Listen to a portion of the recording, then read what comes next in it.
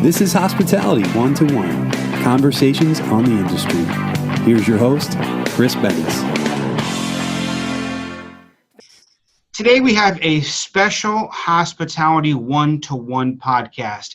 Usually we have a one-on-one or a two-one conversation, but March is actually Women's History Month, and this is a conversation that's been several weeks in the making, if you will. Joining us today are some esteemed speakers. We've got Brenda Law. She is a sales manager over at the Doubletree. I'm sorry, where are you? It's what property again? The 4 Points. That's right, Boston. By Sheraton, Boston-Logan. That's right. Keely, you are also the sales manager at the Marriott Shoals, correct? Yes. And Amanda, you are the Millennial Translator. That's right. Yeah. Obviously, she speaks all across the country. And in fact, we're lucky today we get her for about 5 minutes between trips. So we're lucky we get her today. A great conversation among everyone. So I wanted to open it up. And again, I'm going to let you guys just kind of talk as you will. But with Women's History Month, I kind of wanted to get a feel from you guys. Where do you think, at least initially, where does women in the workplace stand in 2018, and how do you think we've grown so far? I think that's kind of a tough one these days. For me personally, so I'm an entrepreneur. I work with Fortune 500s all over the world. And for me, I've definitely see that we're growing and we're starting to really butt heads against that glass ceiling. But at the same time, I feel that there is a glass ceiling. I do feel that there is some resistance and maybe, when I ask for certain pricing, there's some resistance because I'm a woman and I'm leading this company and they don't say that, but that's the feeling I get sometimes. Well, I'll echo Amanda's sentiments because I do believe that we are making great strides in moving forward and trying to break that glass ceiling.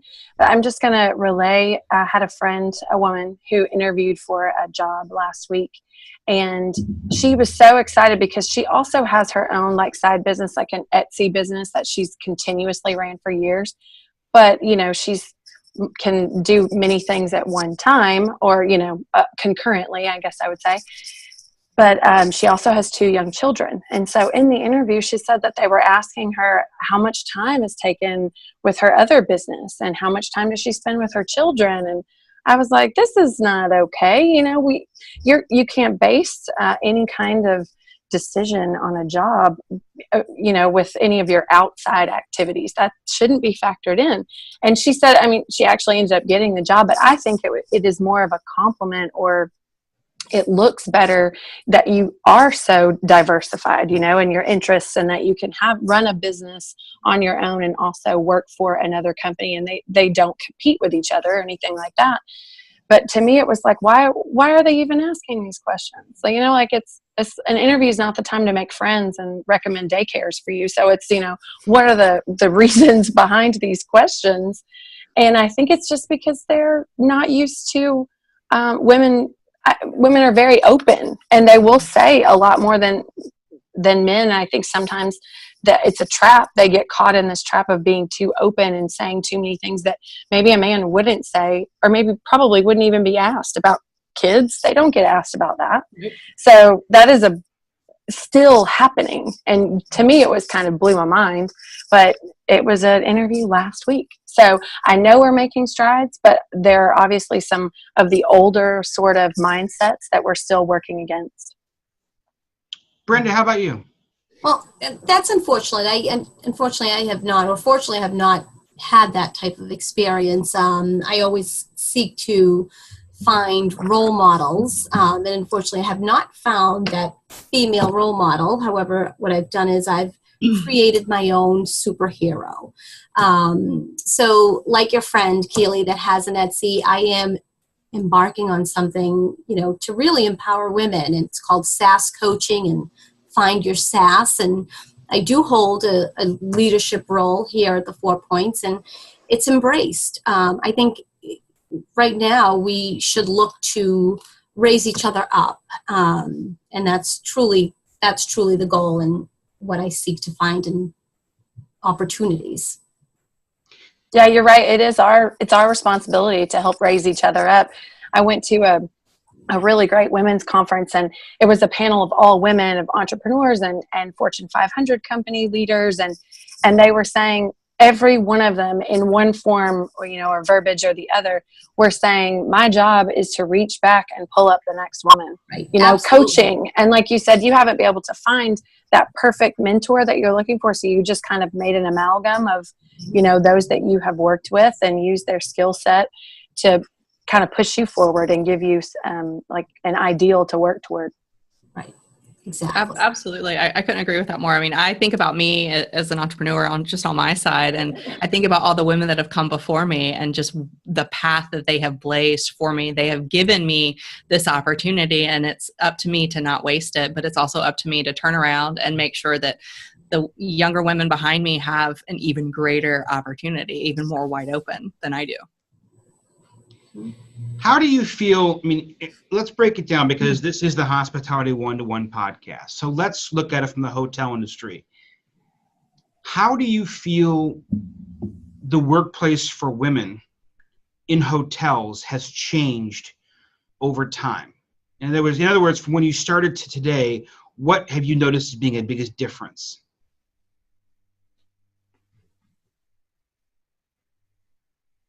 Well, I think when I first started in sales, there were a pretty large number of women in the sales force, but no women in the executive roles. And you and I kind of talked about that before. But I have seen progress in that. There's been some momentum of those same sales managers like sticking with it and becoming the sales directors, sales leaders, and then even general manager of larger hotels. So I think I have seen for me that it's no longer like just the soldiers that are a large army of women, but that they do have more leadership roles. In the past only maybe 3 to 5 years, I've seen a big change. I can agree. I started in housekeeping many years ago and kind of worked my way through the front desk and settled myself in sales, and started as a sales coordinator and a sales manager, and I'm now the director of sales marketing. And absolutely, you do see a lot more women in leadership and as general managers and regionals, which is phenomenal to see. And you're a testament that you worked through the ranks. So, yeah. So could I ask a question? Actually, I'm sorry to take your job here, Chris. But how do you think that has changed, having these women in leadership in these hotels? How do you think that has changed not only what the employees see and feel on a daily basis, but what the customer sees and feels when they come to stay? I always think of it first as an employee standpoint. So I'm glad you asked that question about customers. I do think that we have been working really hard to have more role models. I mean, I've talked to all of my, associates, and they are all saying, well, I don't know. I've never seen a, director of sales that's a woman, or I've never seen a female general manager. And because a lot of them have only worked in one hotel chain, or one franchise. And so they aren't, they don't see the broader horizon that is sometimes out there. But I do think that we have been able to use that as sort of a stepping stone, like you said, women that are blazing the path for us, and also to the outside customer. I haven't even thought about it, but when you said that, I think that our guests really appreciate like the diversity. It's not just one older white man. I mean, we have, a Hispanic director of sales. We have a female, director of engineering. So it does. It paints a really good picture of a company that is more in touch with their customer base, because we are working with millennials who know how to get ahead a lot faster, I think, than some of the other generations. So I think they're noticing things like that, and it might make the difference between where they stay and, if they go somewhere else, because they see more women or more diversity on the board of something, or in their face as management personnel. I think that's a really, really good point that you brought up. Absolutely. Very cool. Very cool. So, I mean, to go into this, you obviously have had the experience of excelling in your particular careers as you are, being women in the industry. So look ahead now to the next generation. Those, young girls, for example, or those who are in college or are looking to begin to make strides. What advice do you have for them to, if you will, to continue to breach that glass ceiling and to continue to grow, if you will, in their industry? Brenda, you want to go first on this one? I would love to. I would say stick with it. Experience. It's not the experience. Not the experience, it's what you do with it. To really work hard, because hard work is not underrated. And to just, in the hospitality industry, I mean, you have to be nice. You have to know your job and finding that balance and just making it happen, honestly. But having that can-do attitude. Yeah, I think the experience plays a large role, and just always focusing on your goals, setting those manageable goals that you can reach and then rise above. That's what has helped me, is that I've always had a goal in front of me. I'm like you, Brenda. I applied to be a banquet server, a part-time banquet server. Mm-hmm. And it just snowballed from there because it's something I loved. It spoke to me. And, there are a lot of people who feel that same drive to serve others and provide a service that, is second to none. And so you're going to put all of your hard work into it, and it will pay off. I do think that there are a lot more people who recognize experience and the benefit of knowledge and, what you do with your experience, like you said. So I do think having that stick-to-itiveness is very important. Also finding those role models or creating them as you need to, and being able to ask people questions. I've always had a male and female mentor because I wanted a, well-rounded kind of picture. And I'm not afraid to ask them, like, does this seem too pushy if I'm asking for this, raise or this bump and, whatever I want. And of course I might get different answers from both of them, but I will use that knowledge, and that will be how I speak to my superior, which could be a male or female, so I need to know how to appeal to them. And I think that is another part of experience, just learning what questions to ask so that you can stay ahead and you can stay abreast of that information that you need. And you wouldn't know unless you ask someone who's already been there most of the time. So I think having a good role model who can be an alliance for you, that can, suggest different jobs that may suit you better in the hospitality field, or, have connections that can bring you, a broader scope of what you might be interested in. And then you may leave the current job that you're in, but have had this great connection with another person because of that alliance that you've made. That's cool.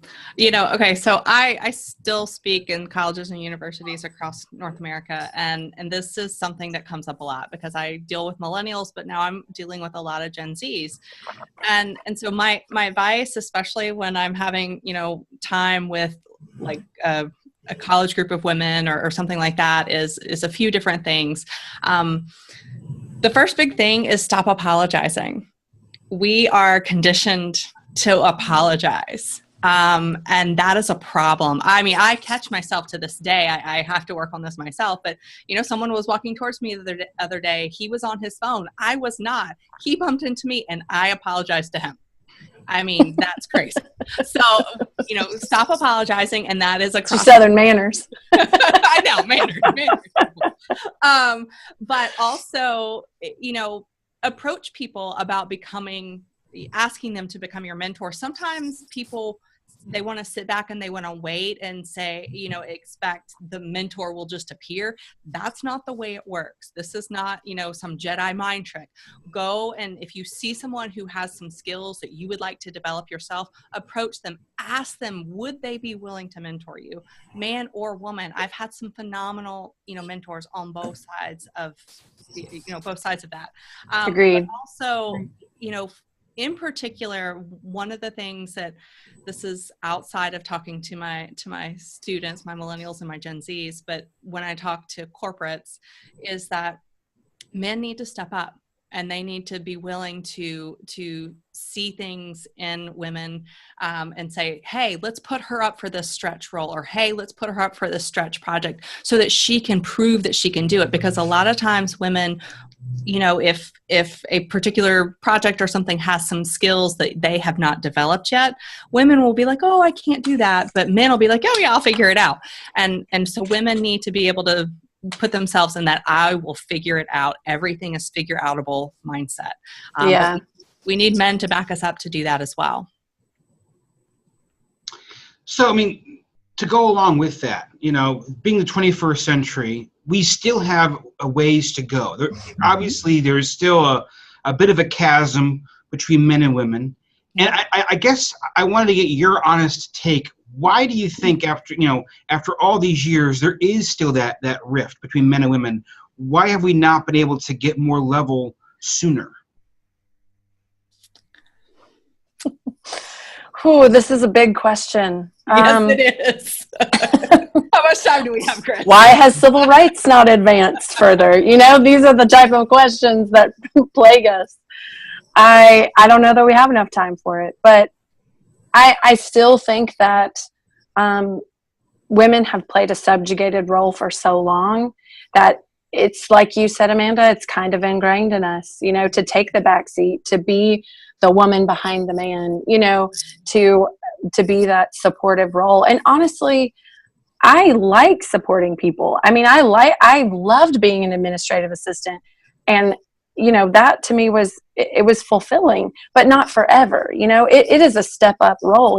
It's something that there are some people who are great at it forever, but I do think there are those of us that it is in us to lead others. So we do have to step up. And like you said, we need buy-in from men as well to see those, possibilities within us. And I did share my story of coming into hospitality was the gentleman who interviewed me was like, no, your resume says you've got more skills than part-time banquet server. Like, what can we do? Like, let's get you in here and, an admin, let's get you into sales and events. And he saw it. And honestly, I didn't even see it at the time. I had not worked in hotels.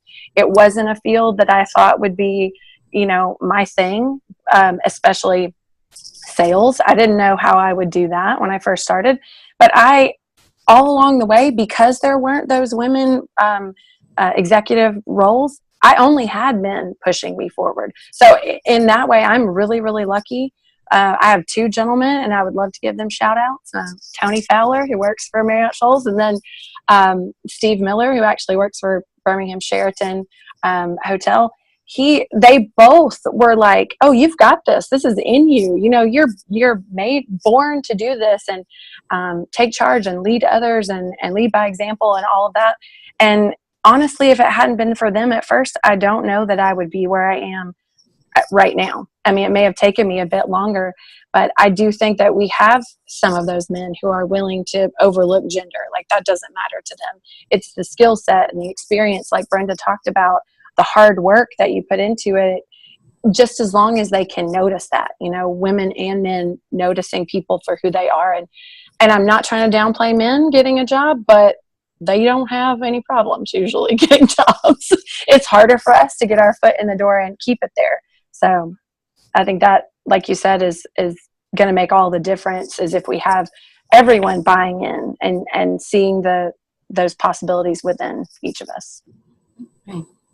Yes, I have a similar story to Keely's, where I was hired at a hotel. I had actually left the industry and came back in, and a gentleman, Brian Fox, he hired me as a business travel sales manager, and our general manager was a female, Colleen Keating, and absolutely amazing woman, and she was a director of sales and actually went into general management, and she was absolutely phenomenal. But it was the passion that I expressed and showed, and really my tenacious attitude in terms of bringing in the business, and they saw that. And he really pushed me to continue on in sales and, finally getting to my leadership role. And I always think of him every time I'm making a decision and what would Brian do. And he's part of that superhero mentor that I created. He's definitely morphed into it. So, because I have looked for mentors and I have asked women to be my mentor, and just because of timing or certain things just didn't line up. Therefore, I did create my own. And also there's that possibility that they didn't think they were good enough to be your mentor. I'm thinking of what Amanda said was like, oh, we don't see ourselves as someone who could guide or lead. And so we're like, oh, no, you don't want me, and maybe they're just not getting back to you because they don't think that they are good enough to mentor someone. And I mean, I have an associate here she is a millennial, and she asked me questions all the time. And she told me that, if you took one of those tests that says what you're good at, you'd be a developer. And I was like, well, I didn't see myself as such. I'm just doing my job. I'm just, like you said, I'm hungry for the sale. So I'll work at it any way that I need to. But she said, you take the time to explain it and show people, what they could do with it. And so I think a lot of times we don't see ourselves as that. And so those females don't always, step up to be a mentor when they really do have it in them. We just think that we don't. We keep saying, I'm sorry. Oh, absolutely. I mean, to that point, exactly. So I'm launching my own podcast, talking to millennials who are rock stars at work, and I'm interviewing them. And every woman I have approached, every single one without fail has said, oh, I'm not a rock star. But mind you, you have to be nominated to be on my show. Your boss has to nominate you. So obviously you are. But every one of them has said, oh, no, I'm not a rock star. Not a single dude has said that. Not a single one has questioned his rock star status. So there's that. But on the other hand, far more women have been nominated for the show. I have to beg for men to be nominated. Those millennials, they're changing it. We're almost out of time. We only have about 5 minutes left. I wanted to if we will, give everyone a chance. We talked a little bit before about what advice you might have, for, women. But I wanted to have one takeaway from each of you. So today, someone watching or listening to the podcast, if you're a woman in the industry, what's one thing you can do right now today to make a difference in your career and to kind of make that stand? Find someone who believes in you. Find your alliance who will not only empower you, but will give you like connections and help you climb the ladder that you need to for your career path. If you find someone who believes in you, sometimes that's all the motivation you need to keep going and continue to be tenacious. So I think finding that alliance strategically can make all the difference. What about you, Brenda? I think being happy, whether it's at the hotel that you're at. I mean, you might have the skill set and the tenacity and the willingness and that can-do attitude, but if you are not happy, it's all going to just stack up against you. So you have to be happy and having that work-life balance, and definitely having somebody who is an advocate for you or even just motivates you and is an inspiration. So for me, I'm gonna circle back to that. Stop apologizing. You have every right to ask for those stretch projects. You have every right to ask for those, whatever it is that you want to go after, just as much as any man, sitting in a similar seat has. You have every right, so don't apologize, whether it's you walked into someone who's paying attention to their cell phone or you want that, you want that next step up. Don't apologize for it, just go for it. Own it. I like that. Yeah. Stop apologizing. Great. I'll tell you what, fantastic conversation. We could literally go on for another couple hours with this discussion. But in the interest of time, we're going to wrap it up today. But I would like to have a standing invitation from the three of you. Let's make it a point to have another conversation a couple weeks from now, but we can talk more and we can, continue the conversation. Okay. Sounds great. All right. Have a great day, everyone. Thank you. Thank you. Amanda. Bye.